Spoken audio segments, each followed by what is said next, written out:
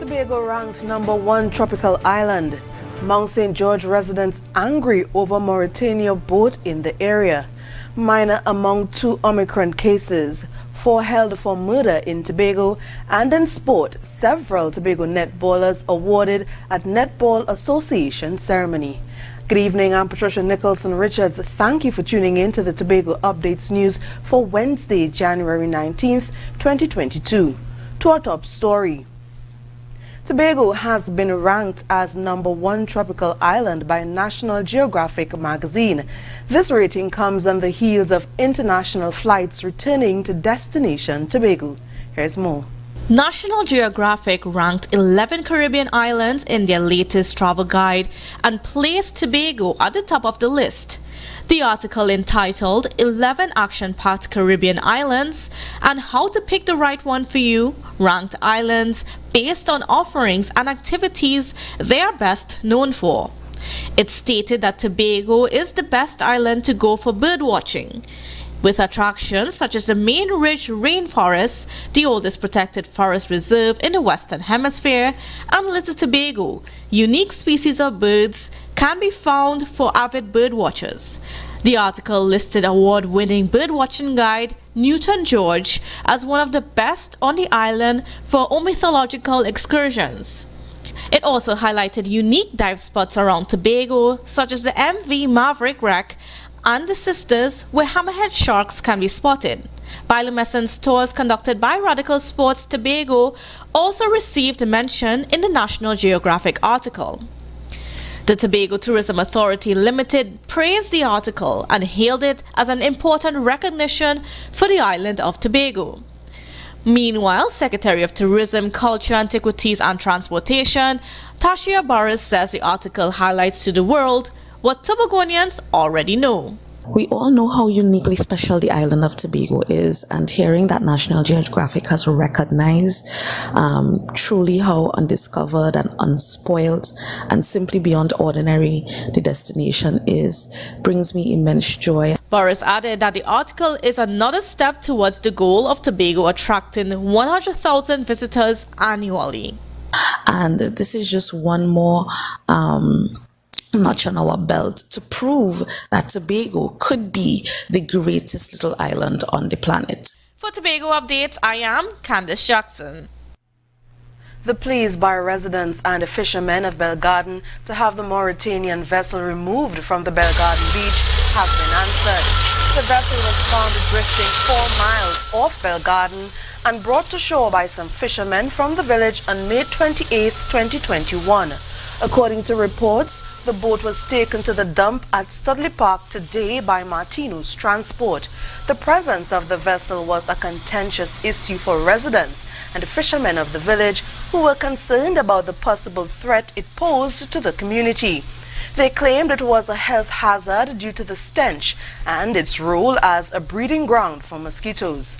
A search of the vessel last May, which was supervised by Assistant Commissioner of Police William Nurse, revealed 12 bodies in an advanced state of decomposition, a skull and skeletal remains. The bodies are now lodged at the Forensic Science, St. James, Trinidad.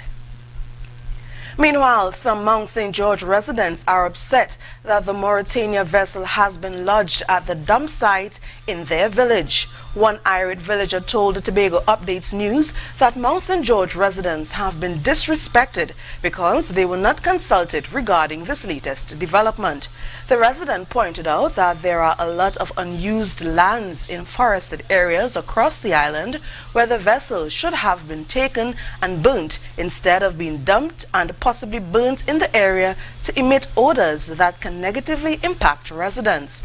The resident said, quote, "We are already dealing with the outrageous stench that comes from the dump. Why they have to bring that boat and dump it here? Why not carry it in the west instead of dumping it in an area where people live?" End quote. To other news now, 2 more cases of the Omicron variant have been detected in COVID-19 positive patients here in Tobago. According to a press release from the Division of Health, Wellness and Social Protection, the second case was confirmed on Tuesday, January 18th, while the third case was recorded today. The second case is a national who is an unvaccinated minor and recently traveled from the United States via Trinidad and Tobago. The minor did have a negative PCR test taken 72 hours prior to departure. Upon arrival, the minor was placed on home quarantine as per policy and then tested for the coronavirus a few days later. The minor is still in home quarantine along with family and is being monitored by health officials. Meanwhile, details on the third case have not yet been revealed. County Medical Officer of Health Dr. Tiffany Hoyt warned Tobagonians of an ongoing spread of the virus and its variants. She advised that persons rigorously adhere to the public health protocols. Dr. Hoyt also added that vaccines are available to the public as an extra layer of protection. Tobago's first Omicron variant was reported on Saturday, 15th January. And now to the latest COVID-19 figures. Over the last 24 hours, 26 new cases were reported. This takes the total number of active cases to 1,064. There are 31 patients in hospital. No new deaths have been reported. The total number of deaths remain at 222. We have more news coming up after the break. Do stay with us.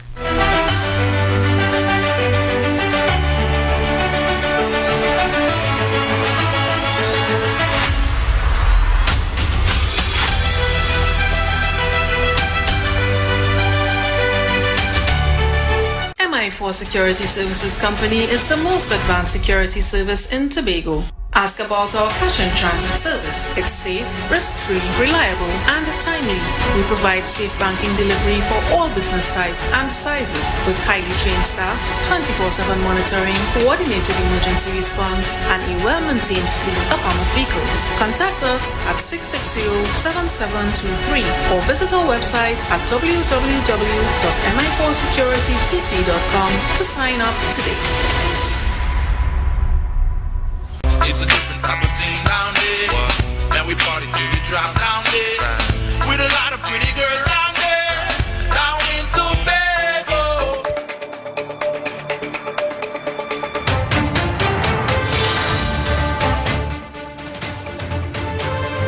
Welcome back. Speaking at this afternoon's virtual post-executive council media briefing, Secretary of Health, Wellness and Social Protection, Dr. Faith B. Israel, said she fears the reality of the Omicron variant in Tobago may be worse than what can be confirmed. In fact, she suspects the real figure to be in the hundreds.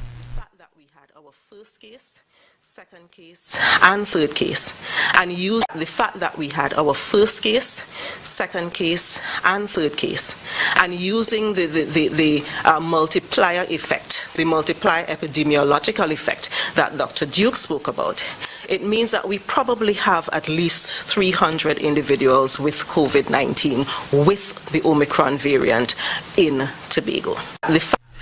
Dr. B. Israel is very worried and concerned about the real status of COVID-19 and all its variants in Tobago, and strongly encourages Tobagonians to follow all health protocols and get vaccinated. With indicators of an imminent COVID-19 surge, Chief Secretary Farley Augustine announced that Tobago will soon have its own parallel healthcare system to treat with COVID-19. He says Tobago did not previously have a fully dedicated system to treat with COVID-19 patients separate and apart from other patients seeking regular health care. This means that intensive care unit patients who are COVID-19 positive will no longer be treated at the Scarborough General Hospital. In and around the 2nd of February, notice how I coined the date. In and around the 2nd of February, we are expecting to have a parallel system up and running, whereby all COVID-related treatment will occur for the most part up at the old hospital. Dr. Nathaniel Duke is back on board with the TRHA, serving as Chief of Staff for the Roxborough Hospital. However, because of his extensive credentials as an infectious disease specialist, he was pulled onto the task force charged with setting up a parallel healthcare system. He lamented that urgency was not placed on this task before. This has led to overwhelmed staff and strains on already limited resources. But he explained that in the past few weeks, work has been ongoing to have it properly set up. The idea would also be to ramp up the skilled staffing specifically to deal with pulmonary diseases as it relates to COVID. We also have individuals on the island who are suffering from long hauler syndrome as a result of COVID-19. One will have to establish a outpatient facility just for them. The state of oxygen supply on the island is also worrying. Even though Tobago can produce oxygen, it is not sufficient for the current state of COVID-19 cases. They are working on improving the supply in Tobago by getting more oxygen brought from Trinidad. Scientists are expecting heavy influxes of sargassum seaweed in the coming months. It means that Tobago's beaches on the Atlantic side of the island will be inundated with seaweed and fishermen will be affected. We took a look at what is being done to mitigate the influx, and here are the details. Since 2011, Tobago and the rest of the Caribbean have been dealing with annual influxes of sargassum seaweed. The years 2020 and 2021 were not as bad as previous years, but scientists from the UWI Center for Resource Management and Environmental Studies are predicting moderate to severe influxes for Trinidad and Tobago in the coming months. For fishermen, this can be both a blessing and a curse, as Lambo fisherman Ricardo Mohammed explains. Most times when we encounter fish as well. But sometimes it does be a bit challenging for you to fish because, you know, when we send out with lines, as the slack is moist. Mohammed says the batches of sargassum seaweed are thick and it becomes a major problem for fishermen. Sometimes when the seaweed come down, it does have a very, very bad smell. And it can't be too close to it, it's toxic. Yeah, that will damage you. It will get you sick. In previous years, areas like Speyside had its entire shore inundated with the seaweed, preventing fishermen from accessing their vessels easily. Director of the Tobago Emergency Management Agency and member of the Sargassum Seaweed Task Force, Alan Stewart, says a 4-tier plan is currently in place to deal with the removal based on quantity. Sometimes heavy equipment is required, and sometimes you go a bit further up the tier, you will recognize that you have to move these assets or move the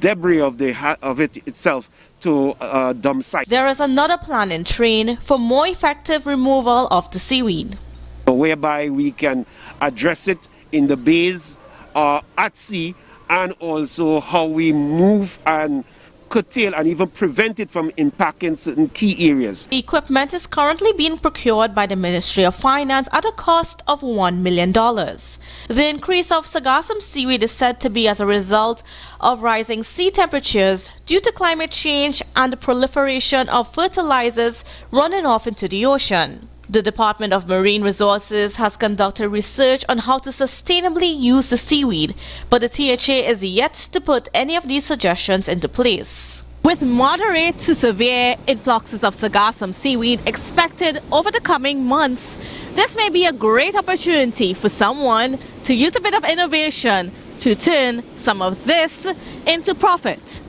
For Tobago Updates, I am Candace Jackson.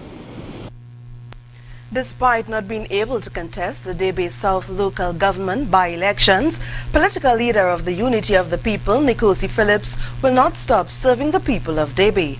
Phillips will also continue to build the national party, no matter how long it takes, he says. Here's more. The quarantining of their candidate and a miscommunication prevented Unity of the People from registering to contest the Debe South local government by-elections, according to political leader Nkosi Phillips. it was very bad on our side because we did not communicate with the EBC to inform them of if somebody is on a quarantine, what happens. However, the political setback will not stop humanitarian efforts to the people of the area. Since 2015, Phillips has been working in South Trinidad. When I saw that some families in the Penal area wanted assistance, I took it upon myself with a team of executives under TT's supervise. We went down and we started helping them, bring in hampers. Their efforts have not been without some ridicule, being a Tobago-based organization. Persons who message on Facebook stating that this is an Indian area,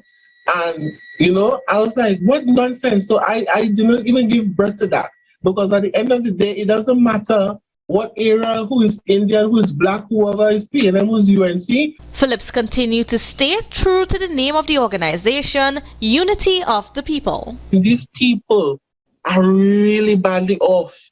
And when we bring these hampers, when I come and pull up with these cars, if you see how these children run to the car, Tobago, and they're waving, and it's so amazing. Bringing joy to children and hurting families continues to be Phillips' motivation, regardless of many unsuccessfully contested elections. No matter what it takes, I will continue to fight. UTP continues to build itself out in Trinidad, while Phillips intends on contesting the next general elections for the Tobago West seat. For Tobago Updates, I am Candace Jackson. The Sport Report with Marcus Daniel is up next. Stay tuned.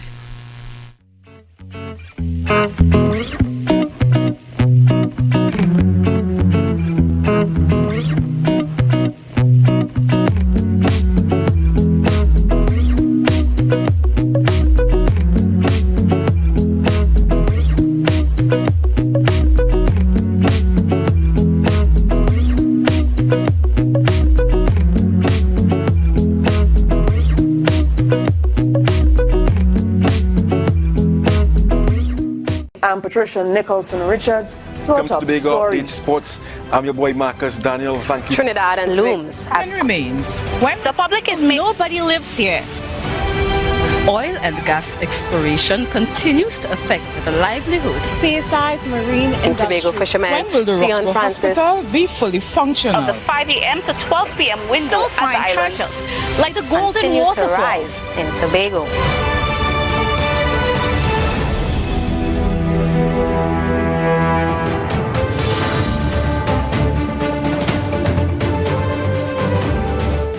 Good evening and welcome to the wonderful world of sports on this beautiful Wednesday, 19th January 2022.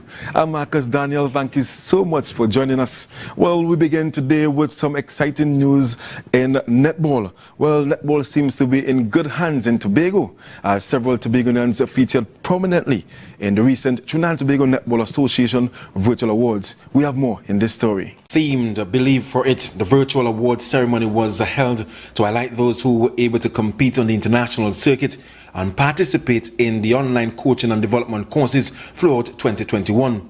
Sport Officer 1 in the Division of Education, Research and Technology, Asher Legal, copped the Listro Lewis Administrative Award. Legal, who is the current manager of the national senior team, also grabbed the Community Award for Tobago. Meantime, fellow Tobagonian Kemba Duncan, who is also the national team assistant coach, took home the association's coaching award. Also in honors row was deceased Ostrich Archer Rochford, who received the Martha Archer Long Service and Meritorious Award. Oprah Douglas and Anissa Batiste were among 3 players receiving certificates for participation for coaching, umpiring, theoretical, technical officiating and scoring. International player Samantha Wallace took the top award, the Gympia Athlete Award. TTNA President Sherry-Ann Blackburn in her address said, quote, "Our special category awards were named after some of our stalwarts in the sport, and a huge congratulations to all awardees and to persons who have copped these special awards. Those who have definitely set a very admiring benchmark for aspiring athletes and administrators of this association." End quote. Congratulations there to all the winners there in the Trinidad and Tobago Netball Association Award ceremony. Of course, big up Tobago all the time, but overall, congratulations to the winners. Jumping into news of cricket, Tobago's lone cricketer at the recently held Trinidad and Tobago Cricket Board 4-day trial match, Darren Alfred. Well, he struggled with both bat and ball, but however, he he is thankful for the opportunity. We have more in this story. Oluwanda Jawan Alfred had a below-par performance in a recent 4-day trial match of the Trinidad and Tobago Cricket Board. Playing at Gilbert Park, Couva, Alfred went wicketless from only 2 overs bowled in the first innings. Gifted a new ball in the second innings, the right-arm seamer also failed to grab a wicket from his 5 overs. With the bat, Alfred only contributed scores of 14 and 5. Commenting after the game, the Belgarden native said he is grateful for every opportunity to play cricket and added that the wicket was not the best for bowling and batting. The Imran Khan 11 completed a comprehensive 280-run victory over Alfred's Caribbean 11. The trials are in preparation for the regional 4-day tournament set to bowl off in February. A tough luck there to John Alfred, and of course continue to put your best foot forward in representing Tobago. I know that you are really dedicated and you really want to get onto that national team, but continue putting your best foot forward. And wrapping up in news of basketball, well, the National Basketball Federation of Trinidad and Tobago is seeking to hire a new coach for the TNT Under-18 3x3 team, which will compete at the International Basketball Federation World Cup in August. This is the Federation's first ever berth at the Basketball World Cup, and a new coach is being sought to manage the team's preparation ahead of the meet, which jumps off in Hungary. A statement issued by the local association on Saturday said the Federation has set an aggressive target to complete the assessment of potential candidates by early February and have on-court activities to begin soon after. Interested applicants can send their application letter and resumes to Rachel Dick, the secretary, at nbfttgenSEC@gmail.com. That email again, nbfttgenSEC@gmail.com by January 26th. Trinidad and Tobago's first ever under-23 representative team participated in the Junior Pan American Games in Cali, Colombia last December. Tobago's Michael Phillips was a member of that squad. Yeah, so of course, send those resumes to the Basketball Federation if you're interested in becoming a coach with the Basketball Federation of Trinidad and Tobago. Well, that's all we have for you in sports today. We want to thank you so much for joining us. Remember, we are here Mondays, Wednesdays, and Fridays, and I continue to urge you guys to send all the sporting information as we aim to highlight Tobago's sportsmen and women. Thank you so much. I now hand you back over to Patricia Nicholson for more news.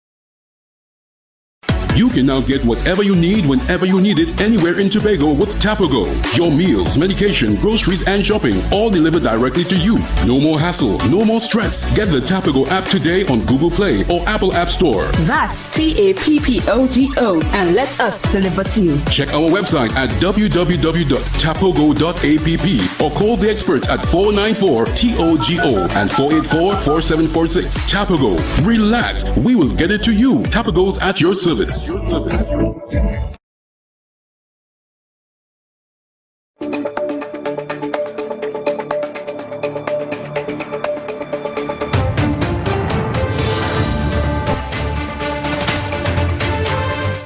persons have been held for the murder of 34-year-old Raul Joseph. Joseph was found dead by a passerby on a riverbank in the Hope area on Thursday, 6th January. When the post-mortem was conducted, it was found that the deceased had a single gunshot wound to the head. Following investigations by several units in the TTPS, 4 men between the ages of 25 and 35 years old, all from the eastern side of Tobago, were arrested and will be questioned in relation to Mr. Joseph's death. They were arrested during an exercise between the hours of 3 a.m. and 9 a.m. today. The exercise was spearheaded and supervised by Assistant Commissioner of Police William Nurse. When you hear the name the Master Cobbler, shoe repair comes to mind. Additionally, only one place and one person comes to mind. However, these days the cobbler is a new entity under new management.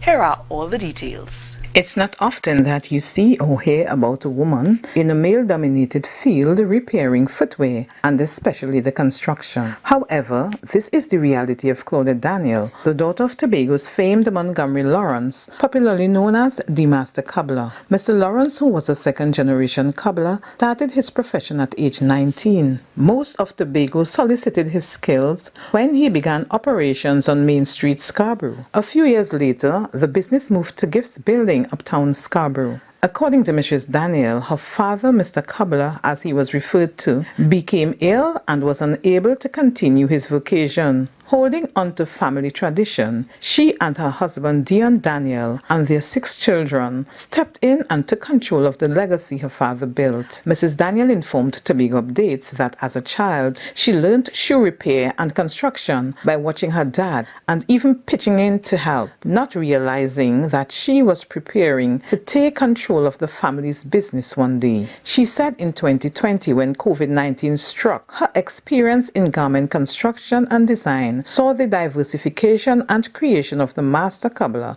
Mateo's store. With COVID, I started to put myself to a challenge to say, okay, we're gonna go out there and chill with the big boys and, start to make some sandals and shoes. The mother of 6 noted that 2020 also saw the expansion of the business to include the manufacturing of sandals instead of just shoe repairs. In their new approach, a social media presence was included, and this, the female cobbler said, has been most rewarding. In September, we went online, and after that, from between September to now, we have over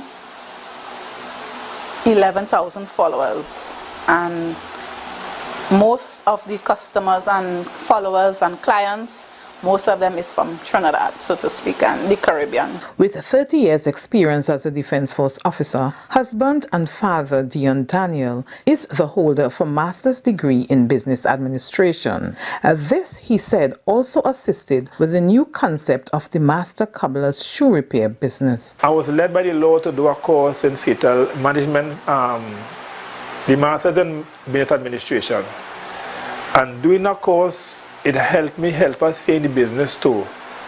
That is where we went into, so we realized how important diversification is, and not just repairs and staying with repairs, because repairs is really the foundation of the business. Satisfied with the results of diversification, assistant manager, footwear designer, and human resource manager Dion Daniel often entertains the idea of going full throttle into manufacturing, but concerns for long-term customers who depend on the Master Cobbler for shoe repair services is first and foremost. Beverly Edwards for Tobago Updates. And that story brings us to the end of our Tobago Updates newscast for this evening. I'm Patricia Nicholson Richards. Thank you so much for tuning in, and do have a good night.